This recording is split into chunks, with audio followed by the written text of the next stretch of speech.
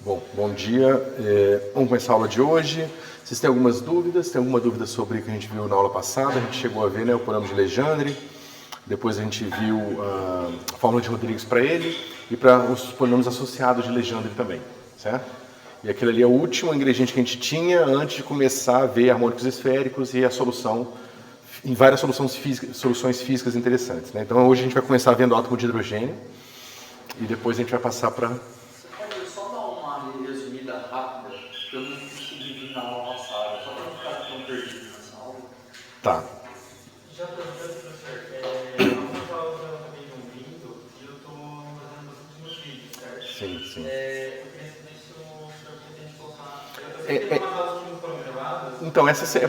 Então, essa semana eu estou terminando de organizar isso. Eu vou botar tudo organizado essa semana.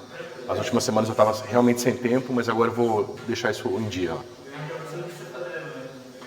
Beleza.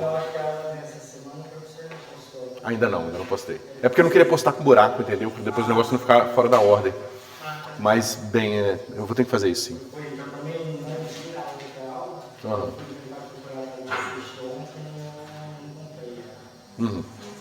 Então para fazer, deixa eu ver se eu trouxe aqui rapidinho. Senão eu vou ter que fazer de cabeça. Falar nisso. Obrigado. Bom, então a ideia é a seguinte, pessoal. A gente tem que resolver uma equação diferencial. A gente tem isso aqui. Em algumas situações. Né? Em que esse cara aqui é um polinômio de segunda ordem, esse é um polinômio de primeira ordem e esse é um polinômio de ordem zero. Ou seja, esse aqui é uma constante, esse cara aqui é um AB mais xb e esse cara aqui tem um termo quadrático, certo? O que a gente viu aqui primeiro, quando a gente estuda esse tipo de operador diferencial, a gente vê que para que ele seja compatível com uma noção de produto interno assim, quer ver? Ou seja, você fala que você está na classe de soluções de equações desse tipo, e aí você impõe que elas têm que ser normalizadas aqui, ou tem que ser calculadas, o produto entre, né, eu pegar um produto entre f e g, por exemplo, dado por f estrela de x, g de x, função peso dada fixa de x dx, né, para que no contexto desse produto interno esse operador seja autoadjunto, a gente descobriu que P1, P2, W' tem que ser igual a P1W. Tá certo? Isso aqui vale sempre, tá, pessoal? Você tem um problema desse tipo aqui que chama de Sturm-Liouville. Esse problema de Sturm-Liouville, você bota um produto interno. Esse produto interno, ele vai dar... Você vai ter quais são as condições sobre o peso para que esse operador diferencial seja autoadjunto desse produto interno. Até aqui é geral, tá certo? O que não é geral foi quando a gente pegou as fórmulas de Rodrigues, tá certo?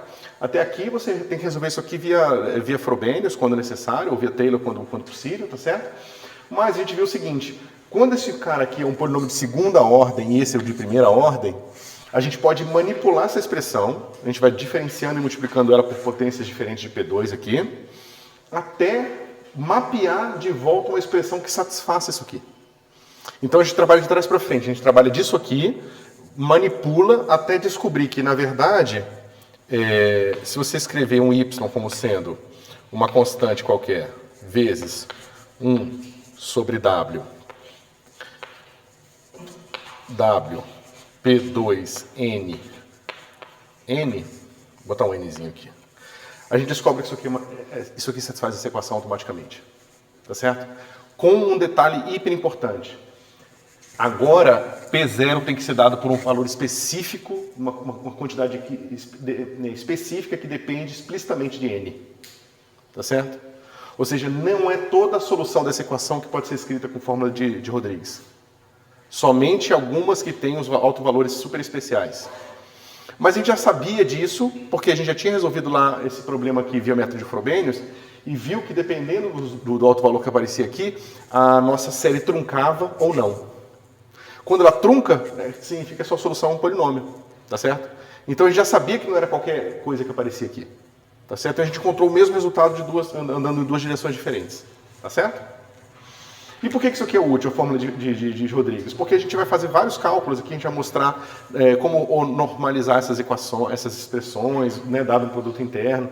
Isso vai servir para a gente ortonormalizar a nossa base em R3, entendeu? E bom, isso serve para você calcular de forma fácil também, né? Você sabe que aqui, você pode resolver um problema de equação diferencial sem ser integrando. Você resolve o problema de equação diferencial derivando, certo? Pega uma expressão e vai derivando até obter seu resultado. Então, é uma forma conveniente e vocês vão ver que vai ser conveniente para a gente provar um monte de coisa, tá certo? Isso. E aí a gente, além disso, a gente chegou no seguinte, a gente fez isso aqui, aplicou para os polinomios de Legendre, tá? Encontramos lá o funcional gerador do polinômio de Legendre, tal qual está no livro, a gente usou a normalização que eles usam, tá certo? E a gente fez o seguinte, na situação em que a gente tem os polinômios de Legendre associados, que são as soluções dessa equação aqui, ó.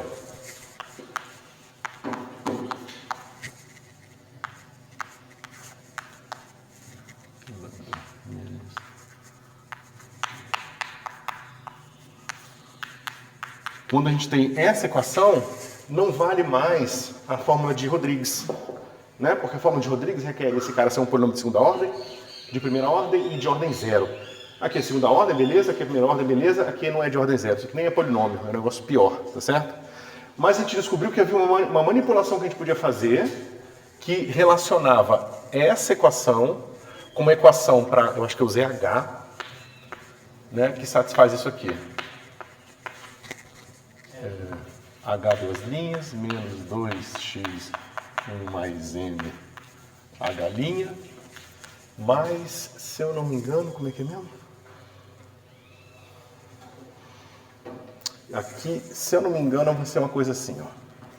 M mais N vezes M mais N mais 1. Não é isso? Agora eu não lembro de cabeça, pessoal, que eu estou sem as notas, tá? Mas, bom, o que importa aqui na prática é que a gente manipula, a gente faz um mapa entre Y e H, mostrando que H satisfaz uma equação diferencial que permite você usar a fórmula de Frobenius para ela. Aí você usa a fórmula de Frobenius para H, mapeia H de volta para Y e encontra, então, os polinômios de Legendre associados. Isso foi o que a gente viu na última aula, tá certo? Então agora a gente tem uma fórmula pronta para os polinômios de Legendre e para os polinômios de Legendre associados. Que é tudo que a gente precisa. Basicamente, os polinômios de Legendre são os harmônicos esféricos, tá? Módulo, a norma e um fator de Fourier, tá bom? Mas a gente vai ver isso hoje, ou se der tempo.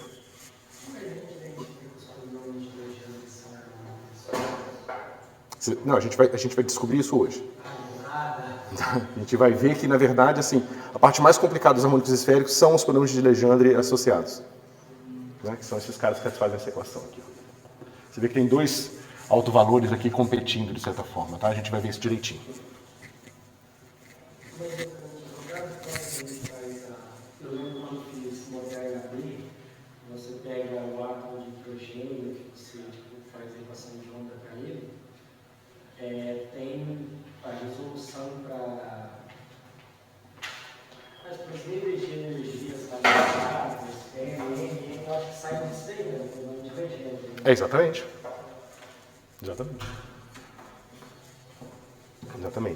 Ou seja, a parte da quantização, nem tem entre aspas não, é só quantização mesmo. Parte da quantização do átomo de hidrogênio vem das condições de contorno circular, né, esfericamente simétricas que você tem no R3. Ou seja, se você não tivesse isso, se o nosso espaço fosse diferente, as soluções do átomo de hidrogênio iam ser diferentes também. Certo?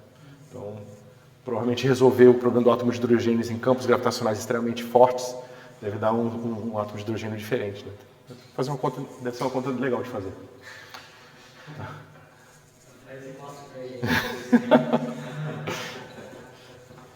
Como é que seria um átomo de hidrogênio se a gente vivesse numa três esfera? Só que com a escala de curvatura do tamanho do átomo, entendeu? Isso é uma coisa estranha. Mas bom. Pessoal, isso aqui é então a recapitulação aqui do que a gente viu na última aula. Mais alguma dúvida? Alguma coisa que vocês queiram perguntar sobre isso? Isso está claro, pessoal? Porque é muito importante, tá?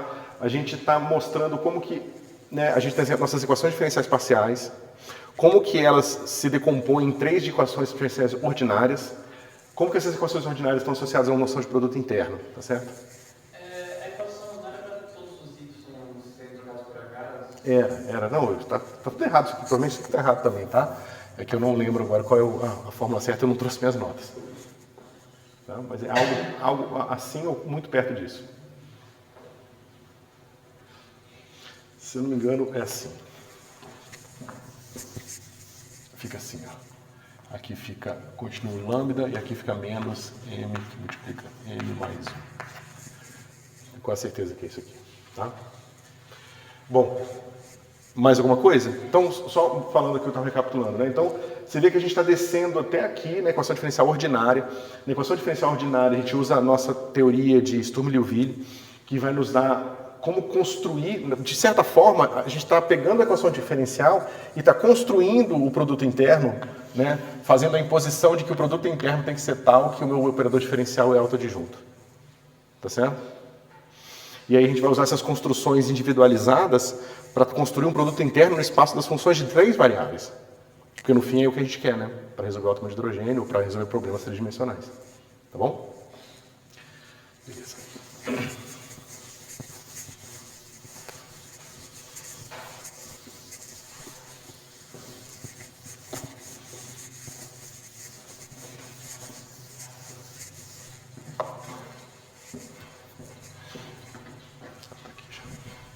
Bom, então basicamente o que a gente quer, pessoal, é o seguinte.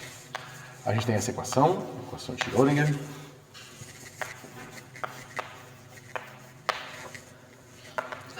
Imagino que vocês já tenham visto ela em algum contexto. Tá?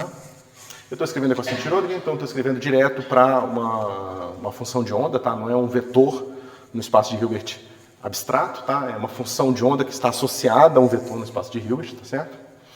E a gente quer basicamente descobrir o seguinte: se a gente tem psi de 0 e x, tá certo? Como que a gente vai descobrir quem é psi de t e x? Ou seja, a gente tem um problema de condições iniciais. Só que é um problema de condições iniciais, né? Não mais para uma equação diferencial ordinária, é um problema de condições iniciais para uma equação diferencial parcial. Tá certo?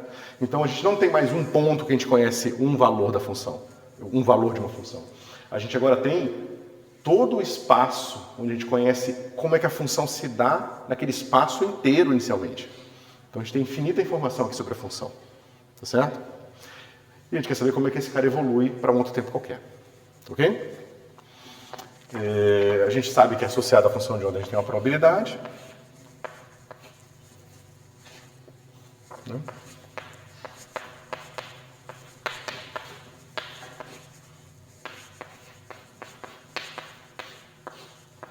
E a gente vai saber como é que a nossa probabilidade evolui no tempo também.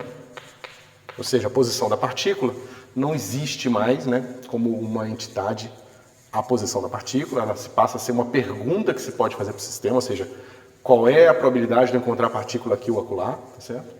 E agora essa probabilidade de encontrar a partícula aqui ou acolá evolui no tempo também, certo?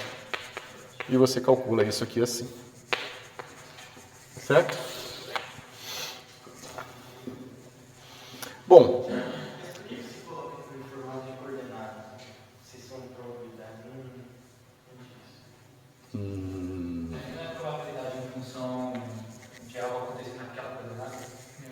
isso. Qual é a probabilidade de no tempo t eu encontrar a partícula na posição x? Isso. A probabilidade ela sempre precisa de pelo menos quando a gente constrói uma densidade de probabilidade, ela sempre precisa de como é que se diz? Um intervalo finito para você medir a partícula ali, entendeu? Então você sempre vai falar, não, quero saber, né, eu tenho meu R3 inteiro, eu quero saber qual a probabilidade de encontrar a partícula nessa bolinha aqui. Né? Digamos que essa bolinha tem um certo volume V, então você quer integral daquele P de x ali, d3x, sobre esse volume V aqui. Né? Ou seja, não faz muito sentido você perguntar qual a probabilidade da partícula estar em um único ponto, né? Porque essa integral vai para zero. Então ela não tem probabilidade de estar em ponto nenhum. Ou melhor, é zero a probabilidade. Certo? Era isso a pergunta?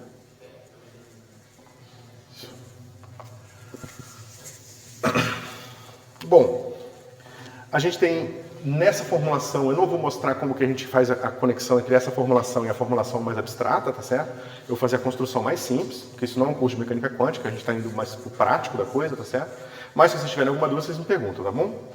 A gente vai fazer aqui a definição dos operadores, então esse x aqui, ele era o meu vetor posição, minha coordenada posição, numa certa direção qualquer, ele passa a ser um operador, tá certo? E nessa representação, esse é o operador multiplicação que a gente chama, tá certo? Ou seja, esse cara atuando numa função de x é igual ao próprio x que está aqui, vezes a própria função de x. Tá certo? Cuidado, isso aqui não é um problema de autovetores e autovalores, tá? Isso é outra coisa. Certo? Se eu quisesse fazer disso aqui um problema de autovalores e autovetores, como é que seria o autovetor desse operador multiplicação?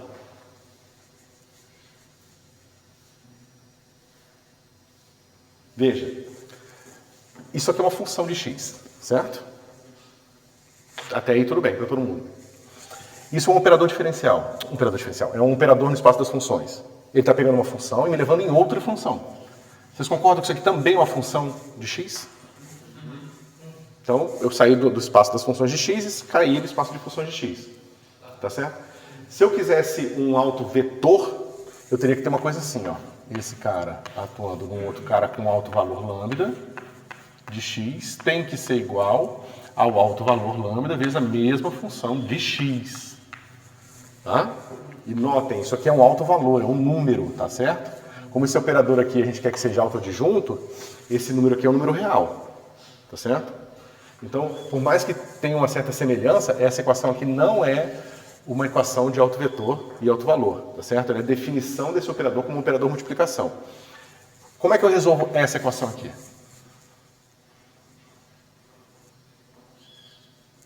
É bem fácil. Resolver, no caso, encontrar a função, no caso. Isso, quem é a minha função φ de lambda aqui?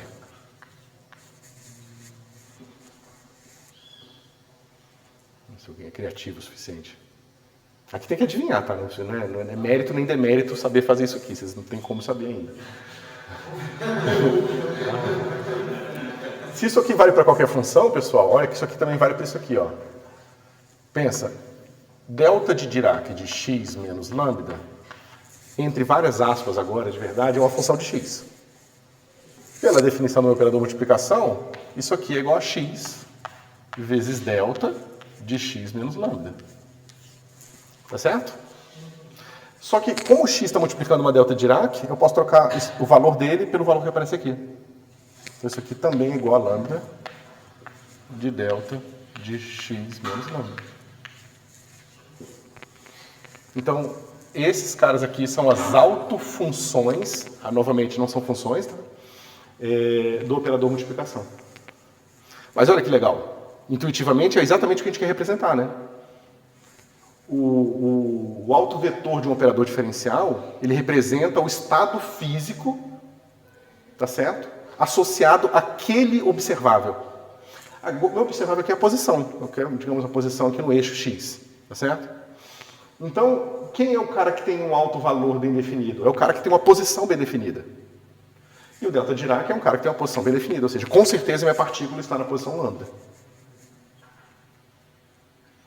Só que, bom, vocês já sabem o suficiente para saber que isso aqui não é uma função. Então, tanto para o operador multiplicação quanto para o operador derivada, a gente vai ver que as autofunções deles não estão no espaço de Hilbert. Tá certo? Estão nesse espaço de Hilbert aumentado, que a gente não vai discutir hoje. Tá bom? Ok. Né? Se você quisesse representar graficamente isso aqui, é basicamente uma coisinha assim. Se você quiser lembrar que a delta Dirac é o limite de uma gaussiana, você pode pensar numa gaussiana que tem a largura tão pequena quanto se queira, de forma a representar um único ponto aqui. Tá bom? Beleza. Ok, agora, novamente, né, só para a gente ter certeza do que a gente está fazendo, se nossa condição inicial, se nosso psi de 0 e x aqui, ó, é dado por um delta 3 de x menos x0, Quanto é que é a probabilidade? P de x, né? É módulo quadrado disso aqui. Né? Só que o módulo quadrado desse cara é assim. Ó.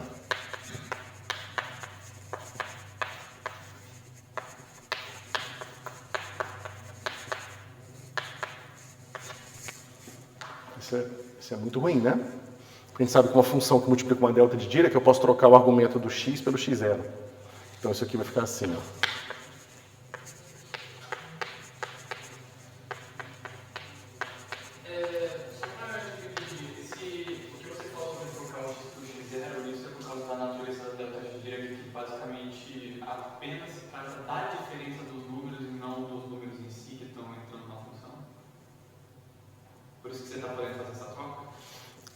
Eu estou usando assim, isso, talvez, não sei exatamente se é isso que você quis dizer, é isso aqui, ó.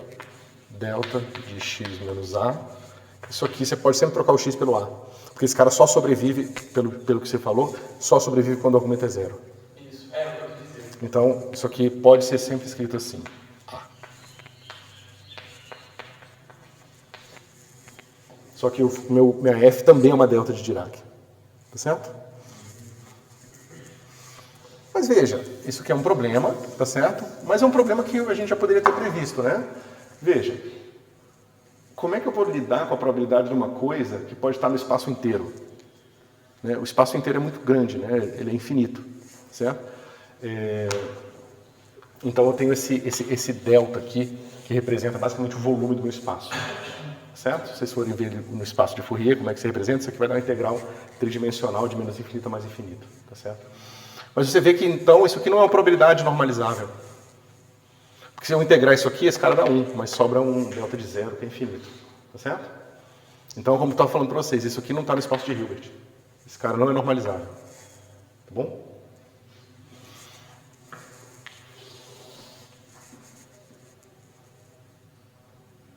Deixa eu ver. Deixa eu falar isso de maneira melhor. Vamos manter esse cara aqui. Eu vou integrar isso aqui, ó.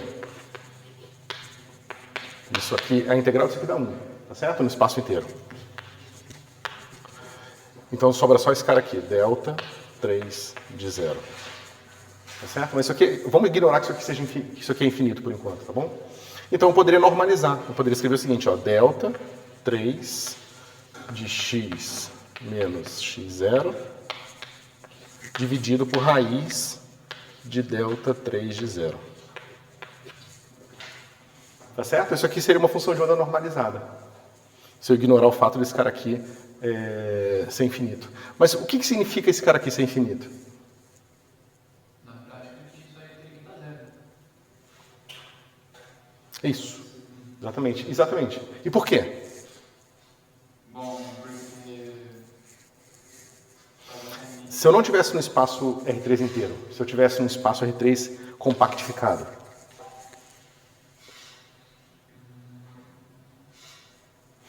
isso aqui ia ser o volume do espaço, ser o volume dessa caixa. Tá certo? Então o que acontece é que o peso da posição é quantas posições existem.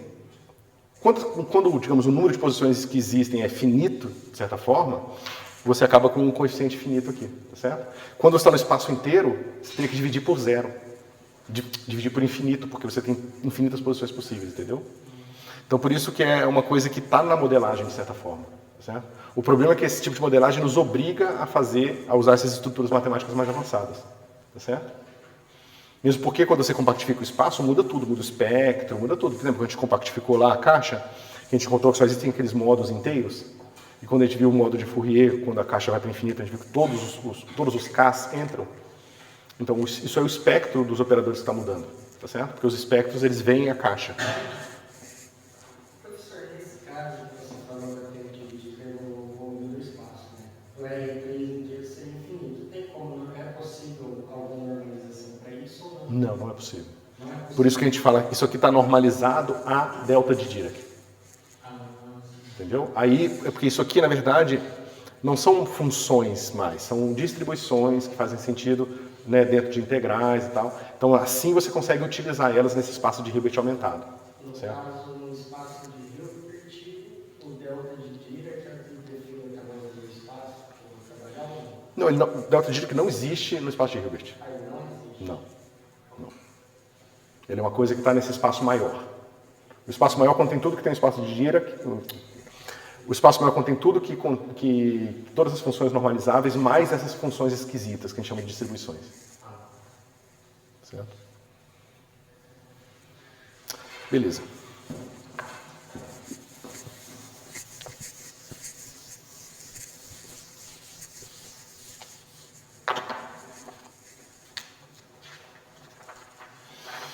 O operador momento, ele vai ser dado por isso aqui. De certa forma, pessoal, um dos operadores da sua construção, ele sempre é arbitrário. Você sempre pode escolher uma representação onde que um deles é o operador multiplicação. Tá certo? O problema é que a gente está querendo, quando a gente quantiza, a gente está fazendo um homomorfismo entre duas álgebras. Tá certo? A gente tem a álgebra dos parênteses de Poisson. Vocês já viram parênteses de Poisson? E você tem a álgebra dos parênteses de Poisson. Isso aqui vai ser igual a 1. Tá certo? E você quer um homomorfismo, ou seja, você quer um mapa que leva x num operador. X era um observável clássico, era uma função dos observáveis, trivial. E ela é mapeada num operador que transforma funções no espaço de Hilbert, vetores no espaço de Hilbert e outros vetores no espaço de Hilbert. Então tem esse mapa entre esses dois espaços. São objetos de natureza totalmente diferentes. Tá certo? Quando eu falo que ele é um homomorfismo, é um morfismo que mantém a forma. Tá certo? Então eu quero o seguinte, eu quero que o mapa do resultado do parênteses de Poisson seja igual ao comutador do cara mapeado.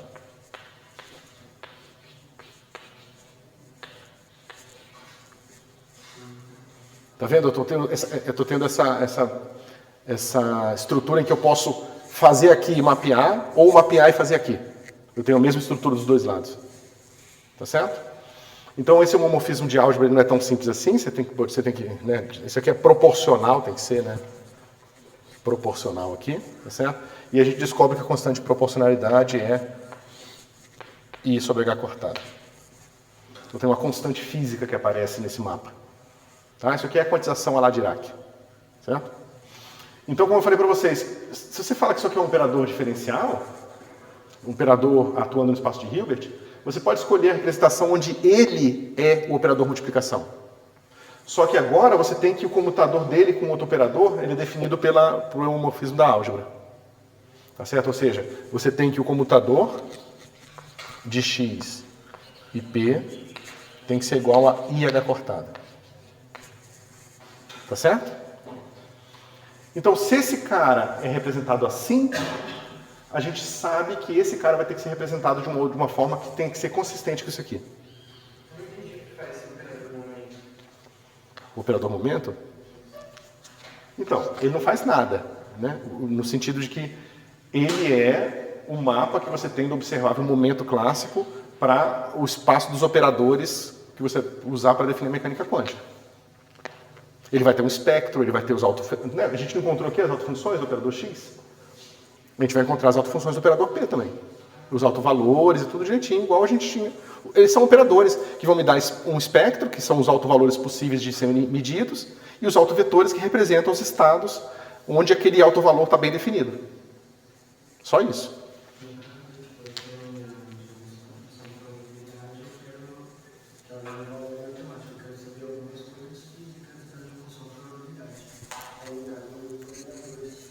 Isso. Mas assim, a gente teria que entrar em toda a discussão da formulação da mecânica quântica, como é que você faz disso uma teoria consistente e tudo mais, que a gente não tem tempo aqui. Tá? Nosso ponto de vista assim, de físicos matemáticos é entender como que a estrutura está se dando, é essa, sem se perguntar muito porquê, como um matemático não se perguntaria, tá? E simplesmente encontrar representações para esses operadores em espaço de Hilbert, que é o que a gente vai fazer. Entendeu? A gente quer representar, ou seja, a gente tem uma estrutura abstrata dos operadores. Eu digo o seguinte, existem dois mapas lineares que têm essa estrutura aqui. Existem infinitas maneiras de você representar isso. Isso pode ser representado com vetores infinitos, com funções, com matrizes. Tem um monte de maneiras diferentes de você representar isso aqui. Tá certo? As representações são as realizações, digamos, entre aspas, práticas de uma estrutura algébrica abstrata. Tá certo? Isso vai ser muito importante quando vocês forem ver, por exemplo, em Mecânica Quântica 2, a parte das representações do grupo de rotação. Vocês estão acostumados a ver o grupo de rotação pegando um vetor e girando ele para cá, girando ele para cá, pegando direções e girando. Mas você pode girar todo tipo de objeto em uma matemática, você encontra todas as possíveis representações. Então você pode girar matrizes, você pode girar tensores de 3 índices, você pode girar um monte de coisa, entendeu? E cada um desses caras vão estar associado a elementos dessas possíveis representações do grupo de rotação. Mas o que dá pra gente girar uma matriz com isso? Oi? Girar uma matriz. Por que eu ia querer girar uma matriz, né? Porque depende do que uma matriz representa. Imagina que seja uma matriz... Uma coisa simples, né? A gente não... Bom, isso é de elétrico, deixa eu pegar de outra coisa. O tensor de inércia. O tensor de inércia, você tem aqui o I e J. Tá certo? Se eu giro no espaço, eu tenho que saber como girar esse objeto aqui também. Tá certo? Não serve também para verificação como um vetor? Quase. Porque o que a gente descobre é o seguinte, esse negócio ele gira assim, ó. R, KI, R, LJ. Tá certo? Somado aqui em J aqui. Aí você girou esse cara aqui. Só que você pode se perguntar, será que tem um pedaço desse cara que gira igual um vetor? Né? A resposta é não. Mas você encontra aqui dentro um cara que gira como um escalar. Ou seja, existe um pedaço desse objeto que não gira. Que é o traço dele. Se você separar essa matriz, uma matriz com traço e o traço dela vezes a identidade, você vai ver que o pedaço com traço vezes a identidade não gira. Na verdade, você vai ver que um tensor de segunda ordem, ele tem dentro dele pedaços diferentes das representações do grupo de rotação. Tá certo? E vai ser importantíssimo isso, porque é assim que a gente faz a classificação de todas as partículas que existem. Classificando todas as representações irredutíveis do grupo de Lorentz. Isso vale para todos os tensores? Vale para todos os tensores. Tanto que você vai ver o que a gente chama de tensores esféricos, que é você pegar um tensor desse e representar em termos desses pedaços que são invariantes, que são irredutíveis. Eu, portanto, poderia fazer o mesmo com, sei lá, o tensor de Maxwell, que mapeia todas as direções dos campos elétricos e magnéticos. Uhum. E se eu girar meu referencial, eu também posso transformar esse tensor? Uhum. Você vai ver o seguinte, campo elétrico e campo magnético, eles não se misturam quando você faz rotações. Então você pode dizer que eles são diferentes nesse sentido. Só que o campo elétrico e o campo magnético se misturam quando você faz uma transformação de referencial inercial, que é um boost. Então eles não são, como é que se diz, invariantes sobre boost. Então, na verdade, você não pode atribuir uma natureza individual para eles se você considerar mudanças de referenciais. Ou seja, não existe campo elétrico nesse sentido. Se você considerar que você pode mudar o referencial inercial, não existe campo elétrico. Porque no referencial é só campo elétrico, no outro referencial é campo elétrico mais campo magnético. Então não faz sentido você separar esses caras em dois objetos diferentes. Né? A não ser que você não considere mudanças de referencial. Tá certo? E a gente considera que a coisa ela é a mesma coisa quando vista de pontos de vista separados não se mistura com coisas diferentes. Essa definição de invariante. É difícil, cara. A gente vai discutir isso mais pra frente, melhor. Como isso acontece quando se fala de comando de referencial conseguindo o campo elétrico mais o campo magnético? Isso a gente pode, digamos assim, tentar generalizar e falar que os dois sempre aparecem acoplados ou não? Não, a gente generaliza e para de distinguir entre eles quando a gente fala que a gente descreve tudo pelo tensor de Faraday. Só existe o campo eletromagnético, é uma coisa só. Entendeu? Certo? Então aqui, pessoal, a gente sabe como é que funciona o operador multiplicação e eu acabei de dizer como é que funciona o meu operador momento, tá certo? Então, se eu aplico agora, vamos ver o meu computador, o que ele faz, né? Então, ó, a primeira parte do operador é isso aqui, ó. X, chapéu, P, chapéu, phi de X. Isso aqui vai ser igual a x chapéu, que multiplica menos i, h cortado, d, φ, dx. Mas isso aqui é só uma função de x. O operador multiplicação, ele pega uma função de x e multiplica por x. Só isso. Então isso aqui vai ficar assim. X vezes menos i, h cortado, d, dx de φ. Tá? Se eu aplicar a ordem inversa, o que acontece? Vai ficar assim, P chapéu, né? X chapéu, φ de x. Certo? Isso aqui vai ser P chapéu, que multiplica x, que é só o valor x mesmo, vezes φ de x. Tá certo? Só que agora esse cara é uma derivada. E esse cara aqui é uma função de x e esse também é uma função de x. Então vale a regra de Leibniz. Derivada desse vezes esse, vai ser derivada desse vezes esse. Então isso aqui vai ficar assim, ó. Menos i h cortado, quando atuou só aqui, vezes φ de x, menos i h cortado, x d φ dx. Então eu tenho dois termos, eu tenho esse e tenho esse. Tá certo? O meu comutador é isso menos isso. Tá certo? Isso menos isso. Então vai ficar assim, ó, comutador de x e p. Só que veja, esse cara aqui é igual a esse cara aqui. Então esse menos esse dá zero e, né, menos esse vai dar, né, isso aqui que eu tomo φ de x vai ser igual a i h cortado φ de x. Tá certo? Então, representados desta forma, esses operadores satisfazem o homomorfismo de álgebra que eu queria. Eles fazem o que eu queria. Então, eles dão uma representação para mim dos meus operadores. Tá certo?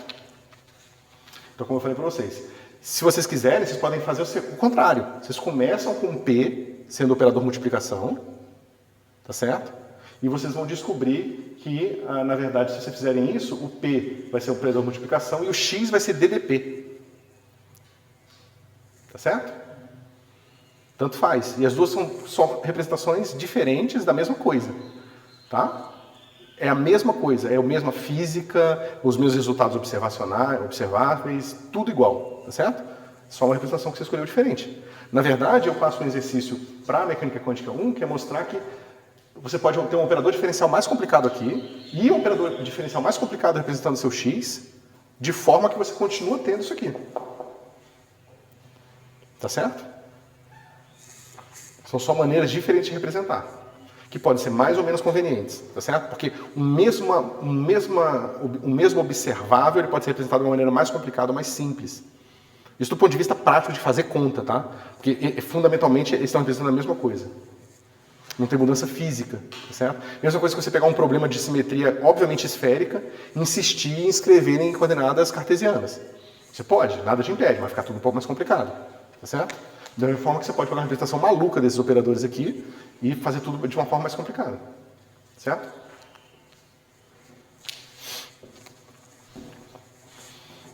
A gente pode fazer a mesma brincadeira que a gente fez antes, P chapéu, atua em um fizinho aqui, lambda de x, isso aqui vai ser igual, vou botar Pzinho aqui. Isso confunde um pouco as pessoas, mas vamos fazer assim mesmo. Pzinho, φ de x. Né?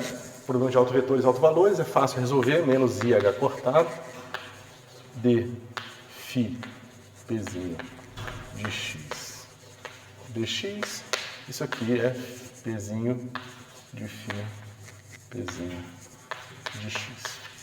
Né? Qual a solução dessa equação?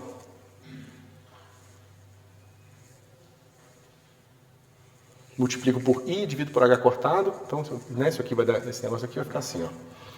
Φ p vai ser igual a, vou botar aqui um proporcional, exponencial de i px, né? Pzinho x sobre h cortado. Se eu derivar esse negócio aqui, vai cair i, né? Deixa eu passar esse cara para cá. Se eu derivar esse negócio aqui, vai cair isso aqui. Tá certo? Então essas aqui são as autofunções do meu operador momento. Tá certo? E a gente vai ver que esse cara tem o mesmo problema. Né? Se a gente for pegar o módulo quadrado dele, vai ser o quê? Ó? Módulo quadrado de Pzinho. Qual é o módulo quadrado de uma fase? É 1, né? Exceto por uma normalização qualquer aqui. Vai ser uma constante, né? Se eu integrar uma constante no espaço inteiro, dá o volume do espaço. Que, se for infinito, né? Ou seja, porque, novamente, um cara que tem um momento bem definido, ele pode estar em qualquer posição do espaço. Certo? Ok. Agora que a gente sabe, assim, a gente fez o nosso curso relâmpago de mecânica quântica, a gente pode ir para o átomo de hidrogênio. Ó, pessoal, isso aqui é só para dar contexto para vocês, eu não vou cobrar os conceitos de mecânica quântica, tá? Só vou cobrar que vocês saibam fazer as continhas que a gente vai fazer, tá bom?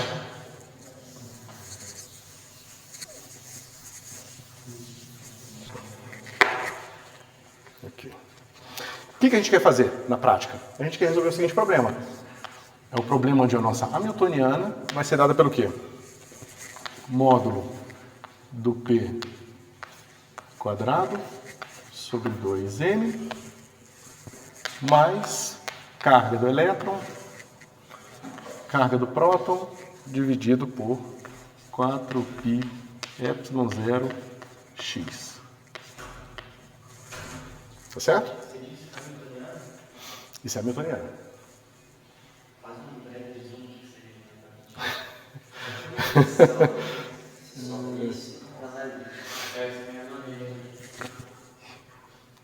E eu acho que mesmo que outra coisa tem um pouquinho Seguinte, já que é para cursos relâmpago, a gente vai lá, né?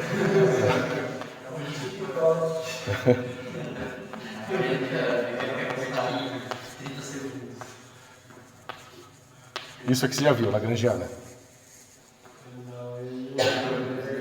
Ah, nem Lagrangiana.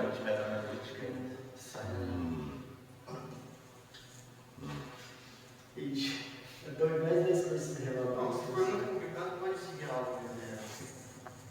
Só que não me entendimento. Não, tudo bem. Eu acho que é justo. Deixa eu ver uma coisa aqui.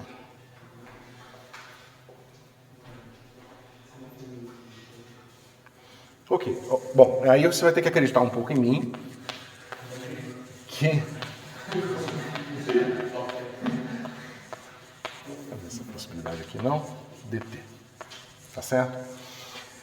Você pode considerar que as leis da mecânica podem ser, em algumas circunstâncias, você consegue deduzir as leis da mecânica considerando que você tem aqui uma coisa que a gente chama ação, tá? Que é uma integral do quê? Essa aqui é uma função que a gente chama do espaço de fase, tá certo? Que é o espaço das posições e velocidades. Ou seja, dada qualquer posição e qualquer velocidade, esse negócio me dá um número, certo? Só isso. Esse é o papel do L, que é a lagrangiana. Tá? Quando eu faço isso aqui, eu posso botar aqui não uma posição e velocidade qualquer. Eu boto a posição e velocidade que eu tenho quando eu defino uma certa trajetória. Tá certo? Ou seja, eu tenho um espaço aqui da posição, aqui eu tenho a velocidade, tá certo? E essa lagrangiana aqui vai me dar números. Aqui ela é maior, aqui ela é menor, entendeu? Eu vou ter superfícies aqui de igual valor, né? Eu vou ter cortes da minha lagrangiana. Essa função no espaço de fase, tá certo? Eu posso agora pegar um caminho no espaço de fase e calcular a lagrangiana sobre aquele caminho. Ou seja, eu digo, no tempo t0, a minha partícula está aqui com velocidade tal, no tempo t1 ela está aqui com velocidade tal, e eu vou variando isso. E cada posição ela tem uma certa velocidade, uma certa posição. Cada tempo ela tem uma certa velocidade, uma certa posição. Eu sou capaz de calcular a lagrangiana ali. Tá certo? Aí eu falo o seguinte, se eu extremizar essa expressão aqui, ou seja, se eu considerar todas as possíveis trajetórias, existem algumas trajetórias que deixam esse negócio extremo. Tá certo? E você consegue deduzir as equações da física assim. Tá certo?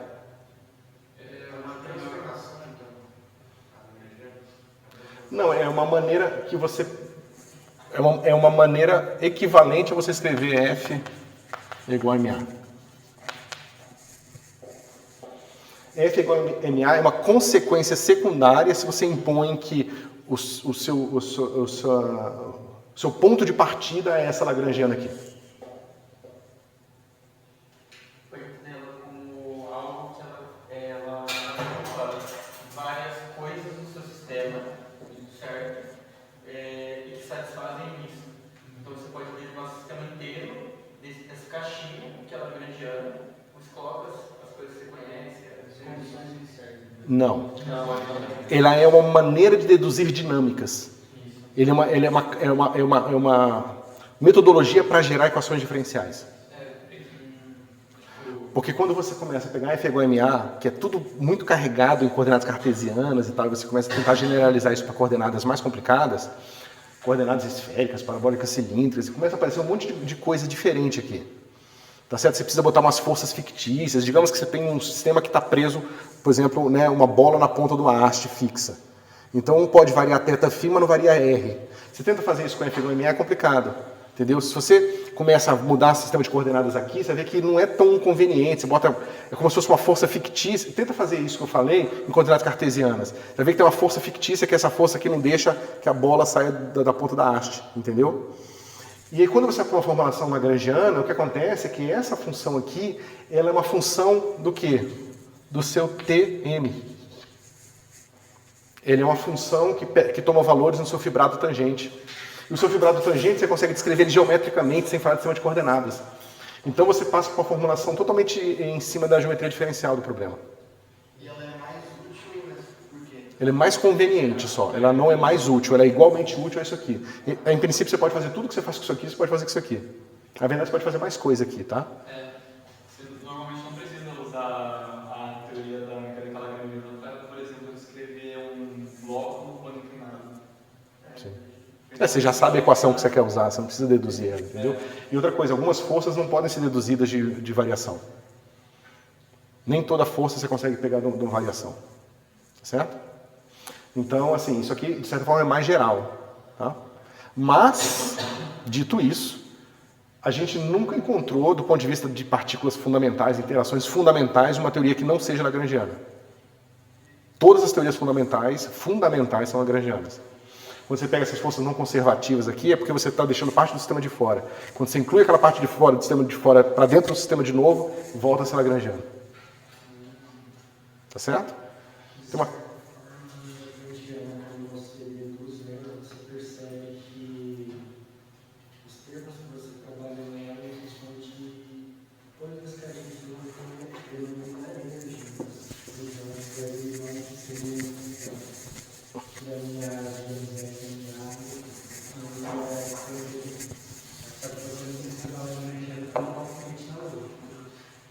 Talvez precise, né? Porque se eu fazer tudo com F igual a MA, ia ser difícil. Ia ser mais difícil. Mas eu acho que ele quer dizer assim, fundamentalmente você não tem nada de novo ali. Só o insight que você ganha no momento que você tem a estrutura, tá certo? O que acontece é que, veja, a lagrangiana, quando você varia ela, você obtém uma coisa chamada equação de ordem Lagrange, que é isso aqui. ddt del L del x ponto menos del L del x igual a zero. Você descobre que essa equação diferencial, que é uma equação diferencial para x, tá certo? Porque isso aqui é uma função de x e x ponto. Essa equação diferencial aqui, ela é a equação diferencial que as soluções que extremizam essa estrutura aqui satisfazem. Então, na verdade, F igual a MA está aqui, tá certo? Só que é o seguinte, pensa que sua lagrangiana, ela pode ser assim, x ponto. Se ela é x ponto, isso aqui é 1, isso aqui é 0, isso aqui é 0. Você encontra 0 igual a 0. Não é muito útil para nada, tá certo? Claro que normalmente isso aqui é massa, x ponto ao quadrado sobre 2. Esse termo aqui vai ser x2 ponto. x2 pontos, que é esse aqui. Tá certo? E esse cara aqui, o outro pedaço aqui é um pedaço que vai ter o potencial, tá certo? Mas você vê que não tem nada na estrutura lagrangiana que te leve a equações diferenciais de segunda ordem, tipo mecânica clássica. Não tem, a lagrangiana é tão ampla, que ela descreve muito mais coisa do que você gostaria. Tá certo? O que acontece, então, é que você pode fazer um truque. Aí, se vocês tiverem muita curiosidade em relação a isso, no curso que eu gravei de Teoria Quântica de Campos e Espaços Curvos, eu discuto isso em bastante detalhe no começo do curso, que é só geometria diferencial e mecânica clássica. Que é como que você vai e coloca dentro da sua formulação a exigência de que você tenha equações de segunda ordem saindo de dentro dela. Tá? E a conclusão que você chega é que você precisa fazer uma transformação de coordenadas, em que você vai definir uma outra coordenada chamada momento conjugado, que é dado por dl dx ponto. Isso aqui define uma função implícita x ponto de p e x. Tá certo? Aí você faz uma coisa chamada transformação de Legendre, Legendre mesmo? O Legendre já fez isso também? Tá. Isso. Legendre, tá. Aí você faz essa transformação. É que eu estou vendo tanta coisa de Legendre em outro contexto que eu... O Legendre é o segundo Gauss. E aí você faz essa transformação de Legendre, que é basicamente troca de variáveis, tá? Só isso. Isso aqui, ó, veja, no caso trivial, isso aqui é o quê? Quanto é que é a derivada desse cara aqui? Vai ser mx ponto. Você vê que a diferença entre o momento e a velocidade é simplesmente a massa. Em contextos mais complicados, se é em teoria de campos, isso aqui pode ser uma relação não linear complicada, pode ter um monte de coisa acontecendo aqui. Tá? Mas aqui é uma troca de variável. Em vez de eu estar no espaço da posição da posição da velocidade, eu vou para o espaço da posição e o momento. Que, fundamentalmente, é você sair do fibrado tangente para o fibrado cotangente. Tá certo? A estrutura de equações diferenciais de segunda ordem fica muito mais natural no fibrado cotangente. Isso. Que aí você vai pegar a sua mesma ação, que é assim, ela vai se transformar numa outra ação, que é assim. P, x ponto, menos uma coisa aqui. Tá? Essa ação, sem tirar nem pôr, ela é idêntica a essa ação aqui, quando você troca a variável. O que é essa ação? É aquilo que você varia para encontrar as equações de movimento. Tá certo? Pode ser essa uma quantidade que, à medida que o seu sistema evoluiria, ela ia mudando o seu valor.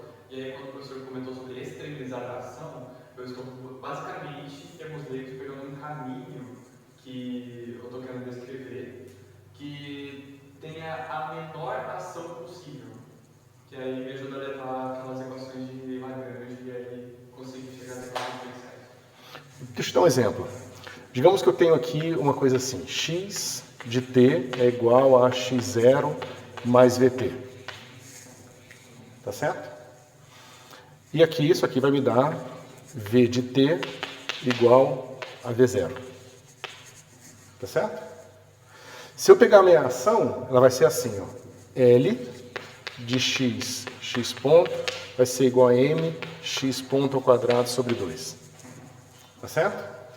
Se eu coloco isso aqui numa integral, vai ficar assim, ó, integral de m v0 ao quadrado sobre 2 dt. Tá certo? Isso aqui vai te dar um número, vai dar assim, ó, m v0 ao quadrado sobre 2 delta t. Quando eu faço essa integral aqui. Tá certo? Se você pega um cara aqui que tem um termo assim, ó, gama t ao quadrado sobre 2, aqui vai ter mais gama vezes t. Aqui, ó, vai ter o mesmo termo que a gente tinha, né? Mais os termos aqui da integral do t quadrado. Você vê que eu vou ter mais termos aqui que vão depender de delta t e vão depender de delta t ao quadrado. Você vê que o número, você pega o delta t igual a 1, ou seja, passou 1 segundo, entendeu? Dá uma velocidade aqui, uma massa, atribui um número para todos esses caras aqui. Você vai ver que quando o gama for igual a 0, você vai ter um número, e quando o gama for diferente de 0, vai ter um número maior.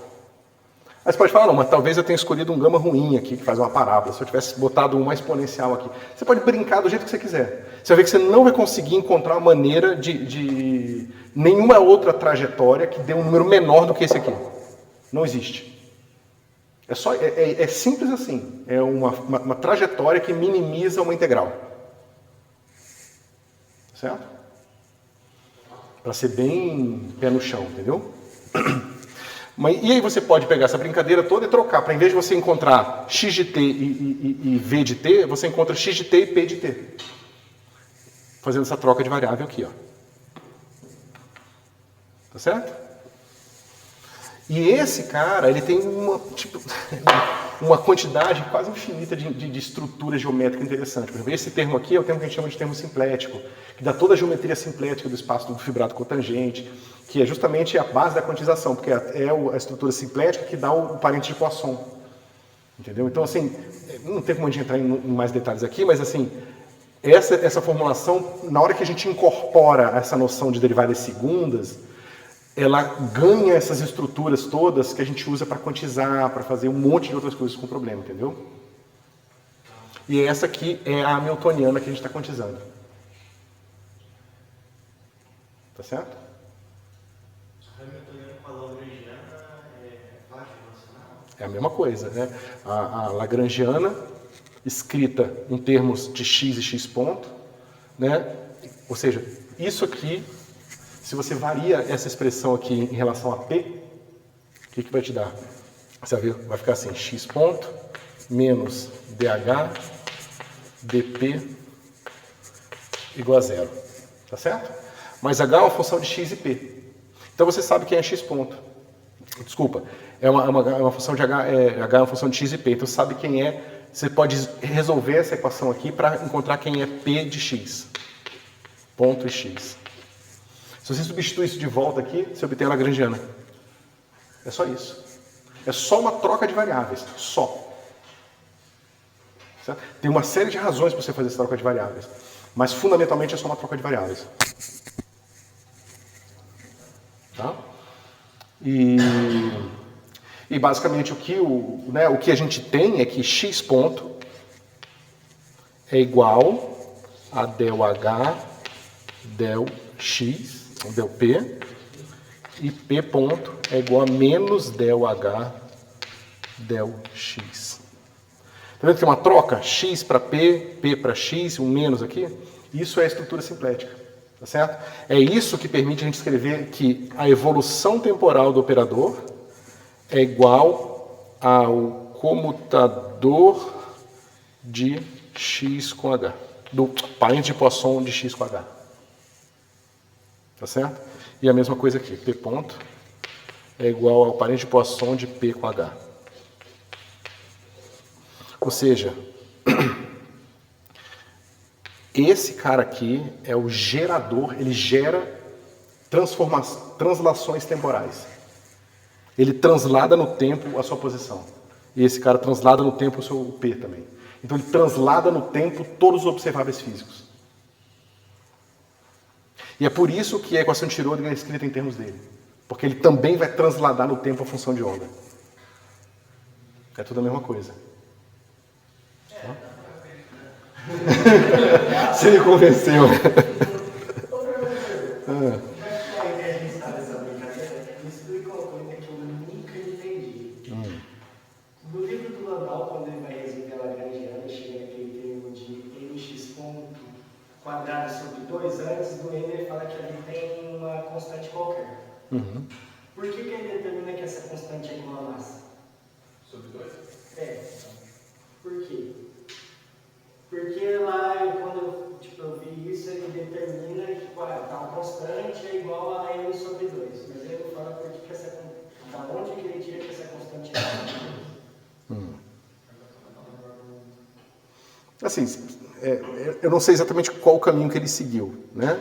Qual a lógica que ele estava tentando desenvolver, ou seja, o que ele estava querendo considerar como sendo o seu paradigma base e o que ele queria concluir daquilo, entendeu? Mas, por exemplo, se ele quer partir da mecânica newtoniana, você mostra que isso aqui só se reduz à mecânica newtoniana tradicional se você escolher aquilo ali como sendo a massa sobre 2, entendeu? Mas ele pode ter feito um argumento um pouco mais geral ainda, ele pode ter tentado dizer que se você avaliar as unidades do que está aparecendo, aquele cara tem que ter unidade de massa. Aí o sobre 2 é uma convenção, tá certo? Eu poderia ter escrito F é igual a MA sobre 57. Poderia ter definido uma mecânica clássica a partir disso aqui sempre, entendeu?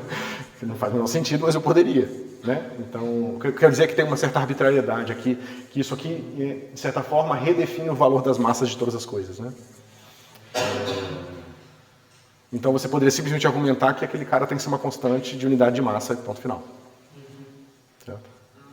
Tanto que, na verdade, se eu chegasse, mesmo que eu colocasse qualquer constante ali, se eu chegasse nas equações diferenciais, elas meio que iam estar, e eu resolvesse essa equação diferencial, eu chegaria a soluções que meio que se adaptariam a essas constantes que eu tinha colocado mais cedo. Isso. Porque, de certa forma, você usa as soluções que você tem para ir para os experimentos e medir essas constantes, né? Então, meio que independe, não é muito relevante essas escolhas arbitrárias que você fez, porque depois elas são calibradas pela natureza, digamos assim. Certo?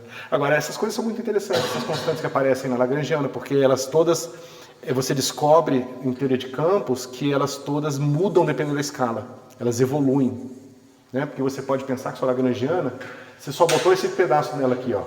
Mas você poderia ter botado mais termos aqui. Você poderia ter botado um termo aqui que depende só de x, poderia ter botado um termo que depende de um x e x ponto, e assim por diante. Tá certo?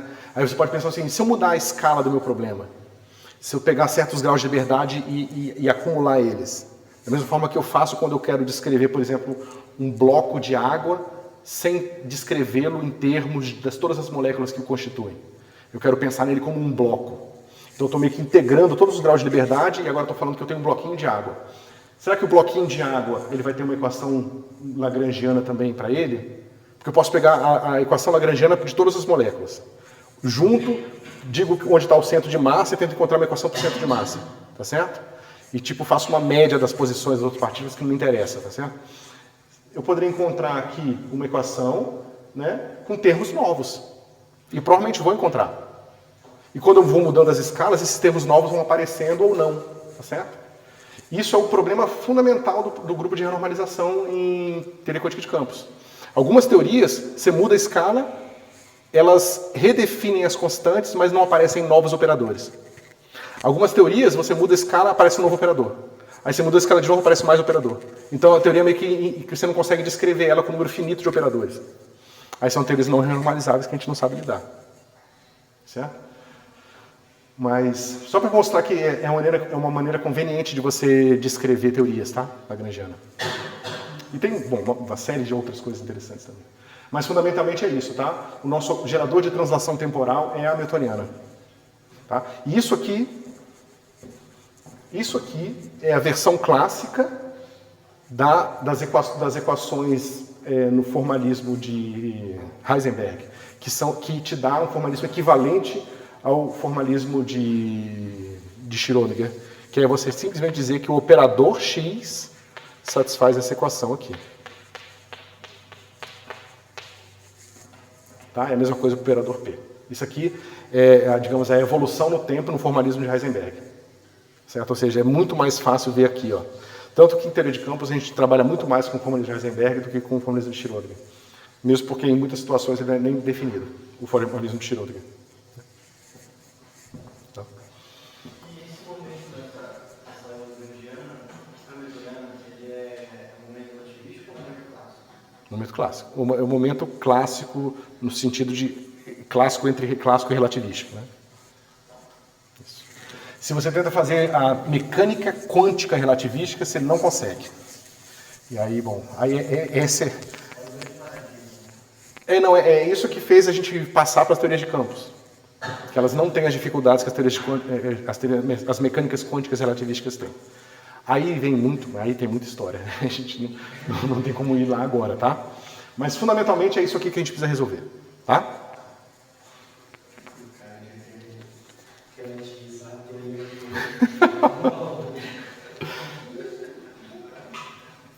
Então, aí a gente já tinha visto ali o caso unidimensional, tá? No caso de mais dimensões, esse operador aqui, ele acaba sendo o operador ddx, ddy, ddz, cada um na direção E1, E2 e E3, tá certo? Que a gente escreve simplesmente como sendo IH cortado laplaciano, tá certo? E as nossas autofunções, elas continuam sendo, né, agora de um certo vetorzinho aqui de x, gradiente, desculpa, né, proporcional aqui a I, P, x sobre h cortado. Tá certo? Ok. Bom, o que vocês acham que vai ser mais conveniente aqui? Porque, olha, para a gente resolver isso aqui, a gente precisa voltar à nossa equação original, tá certo? Que é essa aqui, I h cortado d dt de psi igual a h psi, tá certo? Então, e a gente agora já sabe quem é a forma desse operador aqui. Então a gente tem um psi que depende de t, x1, x2 e x3. É uma equação diferencial parcial com 4 variáveis. A gente tinha visto de 3 até agora, tá certo? O que a gente vai fazer aqui é um truque que é o método de separação de variáveis, só que a gente vai pegar só um pedaço das variáveis e separar primeiro, só ele, certo? Então, deixa eu ver, que é o seguinte, a gente vai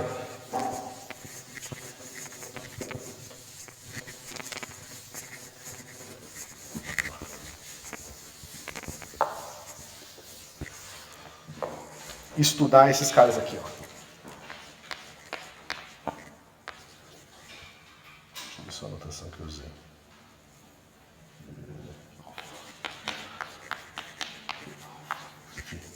Tá certo? A gente vai pegar as autofunções da hamiltoniana, tá? Aí vocês perguntam, mas por que as autofunções da hamiltoniana são úteis, né? Deixa eu só... Posso ligar o ar-condicionado, pessoal? Tá ficando quente aqui.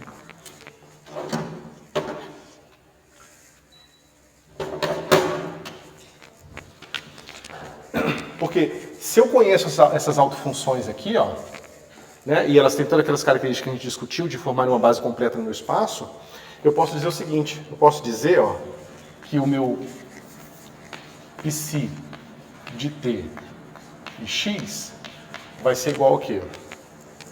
Um somatório sobre todas as autofunções possíveis, tá? De certas funções que só dependem do tempo, vezes alfa, vezes aqui, eu já vou entrar em detalhe do que eu estou fazendo, tá? Φ alfa que só depende de x. Tá certo? Se eu aplicar a minha equação de Schrödinger para esse formato aqui, ó, o que eu vou estar obtendo? O que eu obterei? Eu obter I h cortado somatório de A alfa ponto de t vezes Φ alfa de x, tá certo? Esse aqui é o lado esquerdo. E o lado direito vai ser assim, ó, somatório sobre alfa de A, t. Você vê, não tem tempo explicitamente aqui definido, tá? As hamiltonianas que dependem explicitamente do tempo precisam de um outro tratamento, tá? Aqui não tem nada que dependa explicitamente do tempo, eu tenho só operadores diferenciais e posições, tá certo? Então esse cara passa e vem aqui, ó, H, chapéu, Φ alfa, tá certo? Só que se esse cara aqui são as autofunções, isso aqui vai dar o quê? Soma sobre alfa, a alfa de t, e alfa, Φ alfa de x. Tá certo? Se eu botar todo mundo do mesmo lado da equação, vai ficar assim, ó.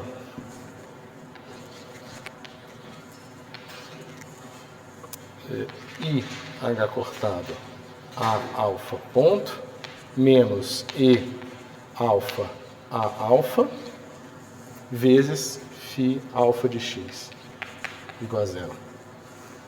Tá certo? Se esse cara aqui é uma base ortonormal e completa, então esse cara é igual a zero se somente se isso aqui for zero para todos os alfas. Tá certo? A gente usou isso bastante. Usou coisas assim frequentemente, né? Pode falar. Oi? É o DDT, que aparece no lado esquerdo. Esse aqui é o lado esquerdo da equação de Schrödinger, e H cortado DTT. O DDT atua só aqui. E o lado direito é H atuando no psi. O H não atua aqui e passa direto para cá. Tá certo? Então, basicamente, eu tenho que resolver isso aqui, ó. I H cortado a alfa de t é igual a alfa e alfa a alfa de t. Tá? Mas as energias são constantes, então é fácil resolver isso aqui, né? Assim, ó, a alfa de t é igual a exponencial de menos i A alfa de 0 exponencial de menos I e alfa T sobre H cortado. Tá certo? Eu só botei integrante de T igual a 0, tá? Só para simplicidade. Senão vai aparecer aqui um T0 e aqui um ΔT. Tá certo? Então, se eu conheço as autofunções da Hamiltoniana, o que eu estou fazendo? Eu já sei resolver analiticamente a evolução temporal.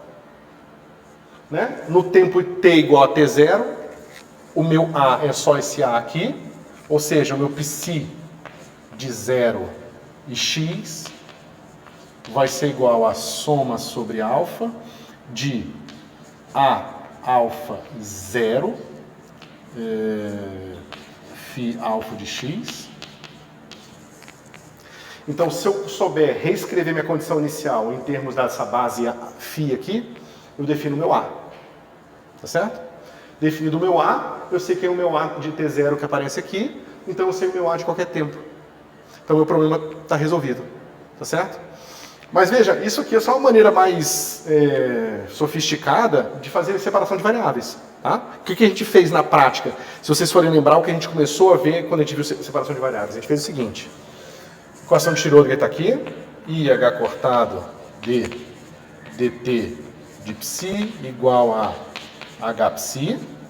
A gente vai falar o seguinte, eu vou reescrever meu psi como sendo uma função A vezes uma função φ.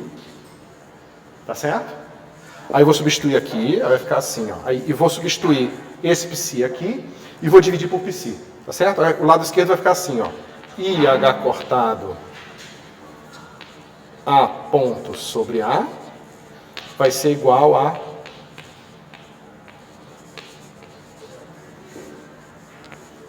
tá certo? Então eu fiz a separação de variável só para uma das variáveis primeiro, eu fiz só para o tempo primeiro. Tá certo? Mas esse cara aqui só depende do tempo e esse cara aqui não depende do tempo. Então isso aqui essa igualdade só é possível se isso aqui for uma constante e esse cara for uma constante. Tá certo? Aí eu chamo essa constante de E. Aí eu falo, então essa constante é assim. E φ.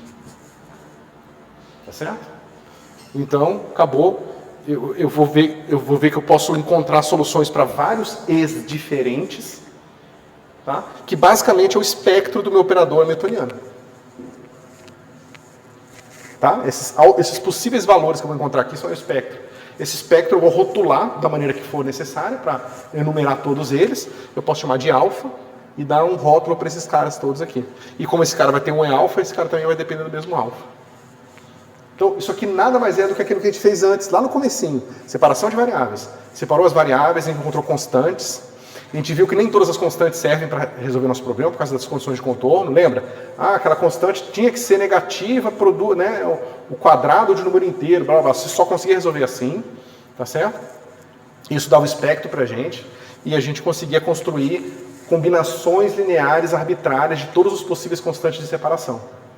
Tá certo? Isso, visto do ponto de vista mais formal de espaços de Hilbert, é basicamente você está reescrevendo o seu problema, né, que era um problema de equações aqui um problema de autovetores, tá certo? É um problema de resolver a evolução temporal de um estado no espaço de Hilbert, num problema de autovetores e autovalores, certo? Ficou claro isso aqui, pessoal? Isso aqui é a maneira pé no chão de fazer a coisa, né? Sem entrar nessa formalização toda, de fato resolver essa equação. Tá bom? Então a gente viu que o que nós estamos atrás é desse cara aqui, da Hamiltoniana e seu espectro.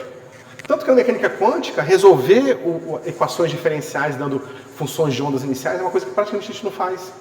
Não é importante para a gente. Conhecer o espectro e as autofunções é muito mais interessante. Ninguém fica resolvendo o átomo de hidrogênio assim. Meu átomo de hidrogênio estava inicialmente assim. Como é que ele evoluiu? Não interessa muito. A gente quer saber quais são as autofunções possíveis, os estados que ele pode ter, né, os valores da energia que podem ser atingidas pelo elétron lá dentro. Tá certo? O que seriam as autofunções do átomo de hidrogênio? É isso aqui. São todas as possíveis funções aqui que satisfazem essa equação.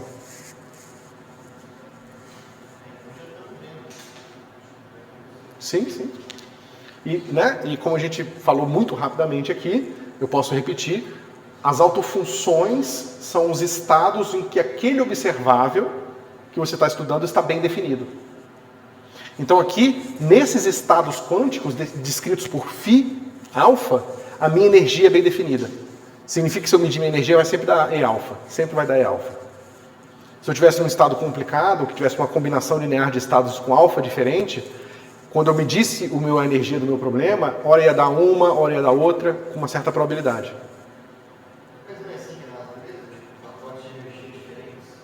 Não, você pode ter situações em que seus átomos estão todos no estado fundamental.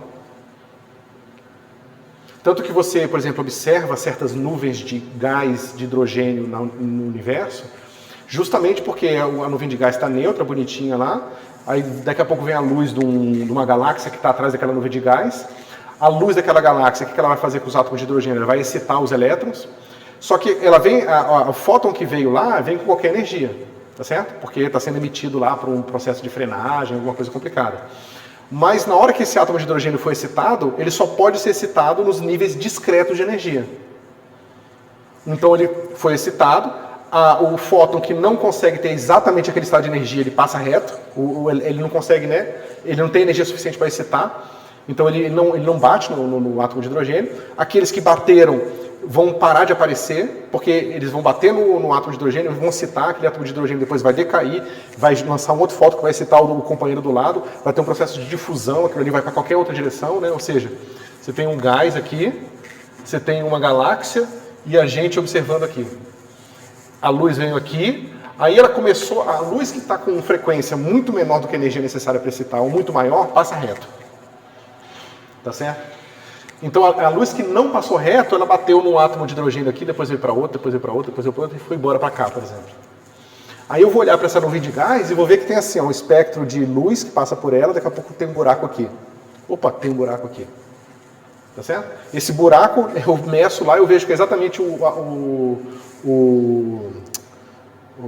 nível de energia, a diferença entre os dois primeiros níveis de energia do átomo de hidrogênio, por exemplo. Então aquele buraco veio justamente porque aquela luz que viria para mim não conseguiu chegar em mim porque bateu num hidrogênio neutro, um hidrogênio no estado fundamental. Certo? Então sim, você frequentemente, porque esses estados aqui geralmente são estáveis também. Então quando você deixa o sistema livre, esses átomos de hidrogênio eles vão decaindo até chegar no estado fundamental. Tá certo? Então sim, esses estados são muito, muito relevantes fisicamente. E quando você vai fazer, por exemplo, você vai fazer mecânica estatística, por exemplo.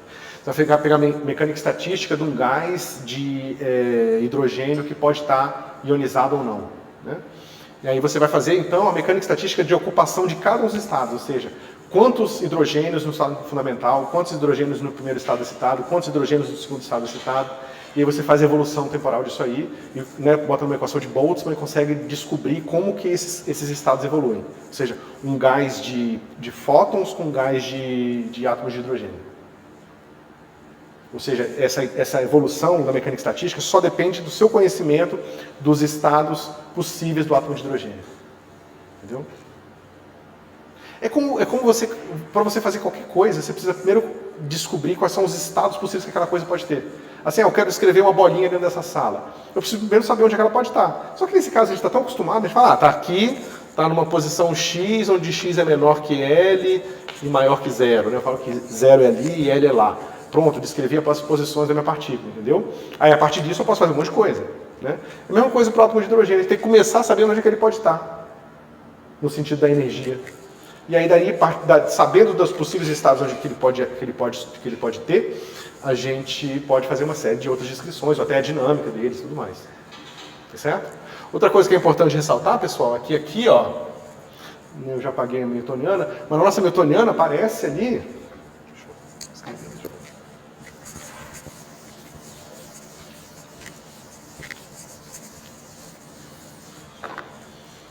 Né? A gente vai ter aqui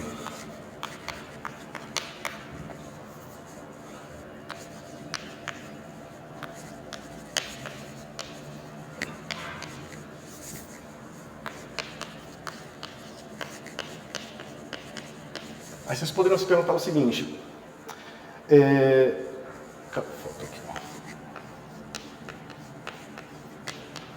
Cadê o campo eletromagnético? Porque, cadê o campo eletromagnético? Porque eu estou vendo você botar aqui os graus de liberdade do elétron. Né? A posição do elétron, o momento do elétron. E o campo eletromagnético? Porque, para mim, o campo eletromagnético é isso aqui.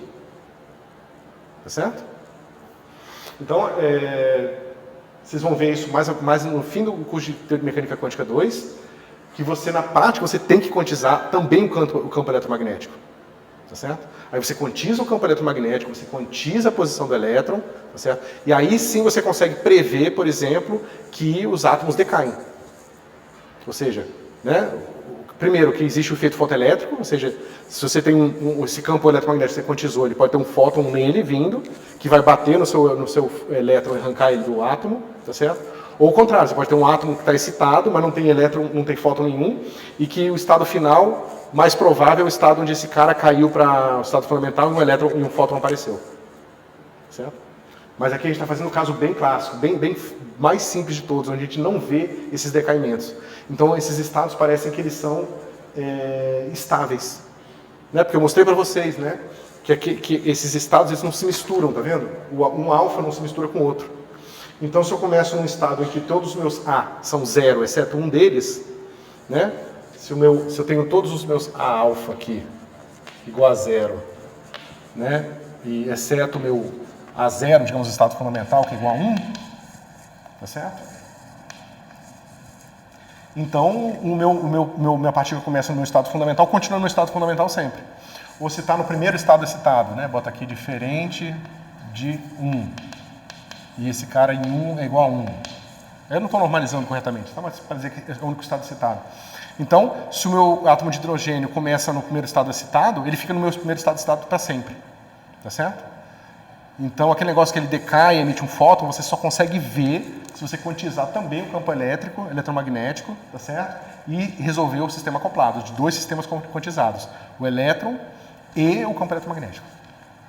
Tá certo?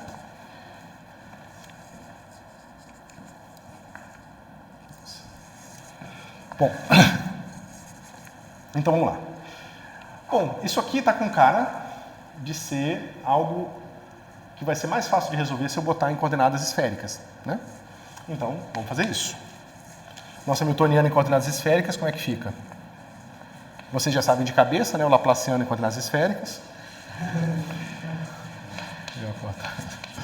1 sobre 2m. 1 sobre r quadrado. ddr. r quadrado.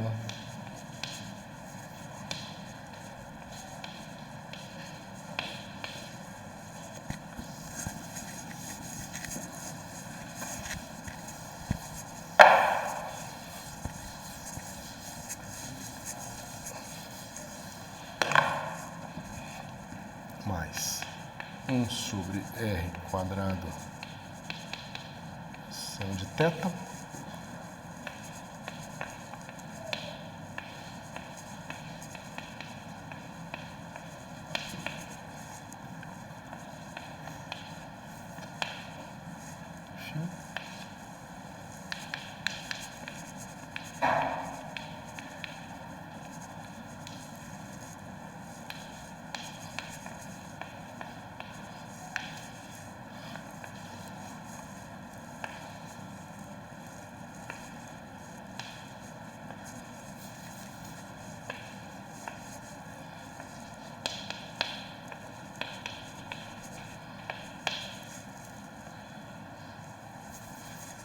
Certo?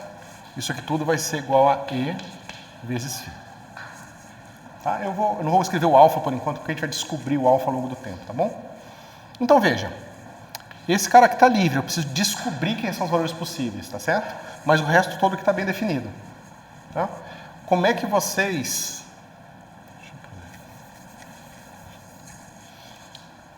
O que vocês acham que seria a variável mais fácil para a gente começar separando aqui? Né? Eu tenho R, eu tenho θ e eu tenho φ.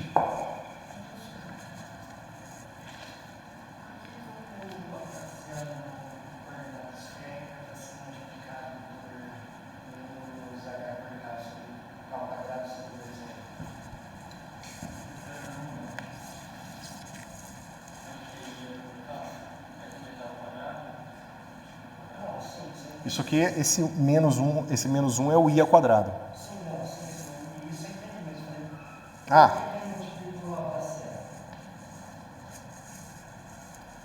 É porque P igual a menos I H cortelo.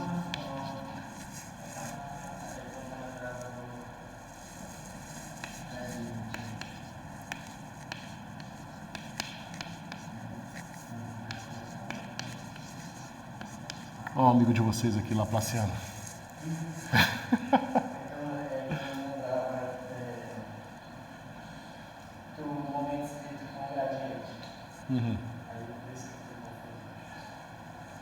Então vamos lá.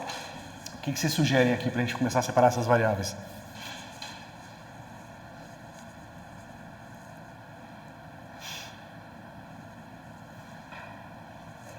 O que vocês acham do φ? O φ não aparece em lugar nenhum, exceto aqui. Então, você fala, pera um pouquinho, professor, como é que eu vou fazer isso se aqui tem R e tem θ? Né? Mas se eu pego essa expressão inteira, ela inteira, e multiplico ela toda por R² seno ao quadrado, aqui eu vou ter uma combinação de R seno, aqui eu vou ter uma combinação de R seno, aqui eu vou ter uma combinação de R seno, aqui eu vou ter uma combinação de R seno. Mas aqui eu só vou ter φ redondo φ quadrado. Tá certo? Então esse cara aqui eu posso separar. Tá certo? Deixa eu ver a anotação que eu usei aqui.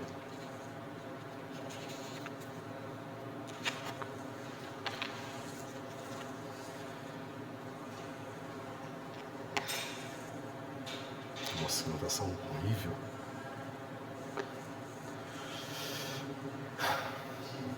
Tá, eu usei uma notação ruim, mas eu usei o seguinte, ó, alfa, φ aqui eu usei como Rzão de Rzinho, vezes Fzão de θ, vezes G de φ.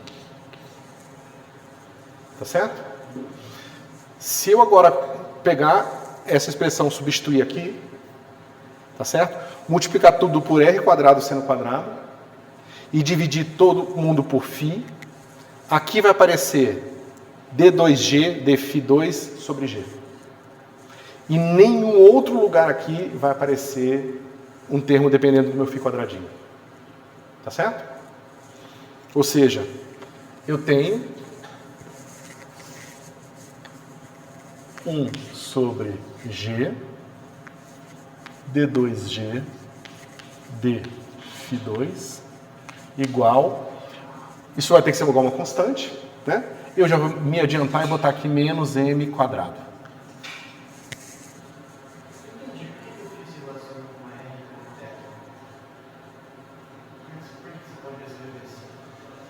Não é que eu posso escrever assim. Você pode imaginar sempre na método de separação de variáveis como um método de tentativa e erro, tá?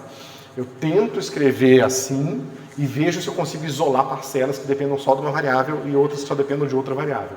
Se eu conseguir fazer isso, significa que essa equação é separável, tá certo? E você consegue isolar equações mais simples para cada uma das variáveis que você isolou. Tá certo? Tá, você multiplicou tudo por R² seno quadrado. Isso. E depois dividiu Por φ. por φ. Φ redondinho. Aí, no caso, onde eu tenho... Essa derivada aqui, ela atuou só aqui. E sobra só g. Então esse pedaço aqui vai ser uma função só de g.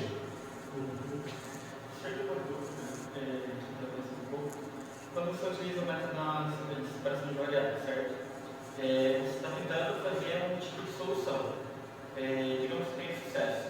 Essa solução, ela se enquadra numa solução geral ou ainda é uma solução particular, tipo, uma solução que não escreve todas as soluções possíveis? A resposta completa para isso é a seguinte. Eu tenho uma hamiltoniana que eu quero fazer isso aqui, né? Igual a E�φ. Tá certo? Aí você descobre que existem outros operadores diferenciais que você está interessado também. Você vai descobrir que existe um operador diferencial chamado L² e um operador diferencial chamado LZ. E você descobre que esse operador é autoadjunto, esse operador é autoadjunto e esse operador é autoadjunto. E os 3 operadores autoadjuntos comutam entre si. Tá certo? Significa que eles podem ter autofunções em comum. Que eles terão autofunções em comum. Tá certo? Então, basicamente, o que o método de separação de variáveis está falando é o seguinte. Existe o seu operador diferencial, que é o H. E existem outros 2 operadores diferenciais que são autoadjuntos também, que comutam com o H. Tá certo? E que eles servem para você fazer uma solução completa do seu problema. Ou seja, eles servem para você obter uma base de autofunções sem degenerescência. E aí o fato deles serem autoadjuntos garante que a base é completa. Tá certo? O método de separação de variáveis é formalmente isso que eu acabei de falar. Tá certo? Enquanto na prática essa brincadeira de jogar função ali, na verdade isso aqui tudo é muito mais abstrato. É o fato de haverem outros observáveis, outros operadores diferenciais que comutam com a newtoniana. E aí, do ponto de vista da física, vocês vão ver, né, vocês vão ver que, na verdade, esses caras comutam justamente porque esse cara aqui ele é invariante por rotação. Significa que o seu átomo de hidrogênio ele é isotrópico. Né? A dinâmica dele é isotrópica. Soluções específicas podem ter uma direção privilegiada, mas a dinâmica é isotrópica. Tá certo? E é por causa disso que ele comuta com qualquer rotação no plano XY e ele também comuta com o seu operador de Casimir do grupo também. Mas aí, bom, a gente vai chegar, eventualmente, se vocês forem fazer comigo, vocês vão ver o operador de Casimir lá em mecânica quântica. Tá?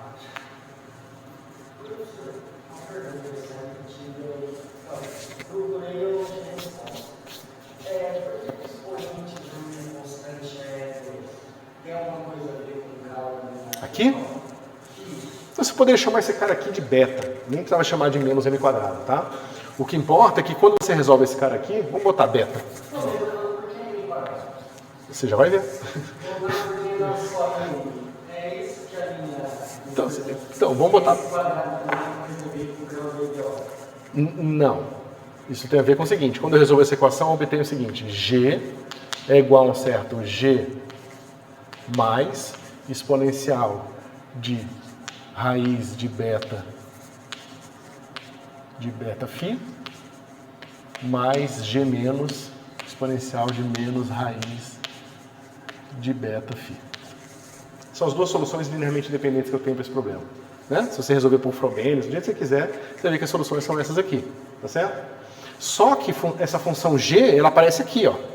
E a minha função de onda aqui, ou se eu girar 2π, ela tem que ser igual, que é o mesmo ponto do espaço. Então, você tem que dizer que G de φ é igual a G de φ mais 2π. Mas a gente já fez essa brincadeira aqui. A gente descobriu que para isso ser verdade, esse cara tem que ser imaginário puro, tá certo? E tem que ser múltiplo de 2π. Tá certo? Para que isso aqui seja verdade. Tá bom? Bom, então, múltiplo de inteiro, né? Por isso que esse cara aqui tem que ser menos raiz de m. Quando esse cara é menos raiz de m, raiz de beta, né, vai ser igual a im. Como esse cara aqui é im, significa que eu pegar, né, m sendo um inteiro e multiplicar por multiplicar por 2π, né, que vai acontecer quando eu fizer isso aqui, vai dar exponencial de i2π, que é igual a 0, que é igual a 1. m i2π. Tá certo? Então, a condição de contorno do fato de que o seu espaço ele tem essa simetria de rotação de 2π, que restringiu esse pedaço do alto valor. Tá vendo que a gente vai construir um alto valor hiper complicado com o alto valor do átomo de hidrogênio. O primeiro ingrediente é dizer que o fato de que você tem essa simetria aqui de 2π implica que a primeira constante de separação é igual a menos m².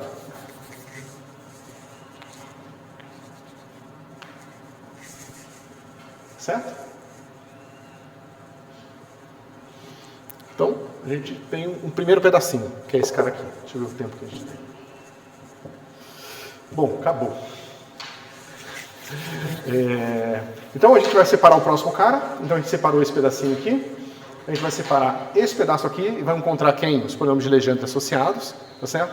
Então a gente vai ver que essa parte angular inteira, ela vai estar associada só à parte do grupo de rotações, tá certo? Ele tem a ver, naquela separação que eu fiz os operadores ali, tem a ver com aquele operador L quadrado que eu falei, tá certo?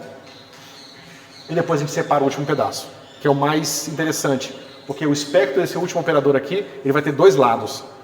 Ele vai ter o lado dos estados ligados e o lado dos estados livres, certo? Mas é isso, pessoal.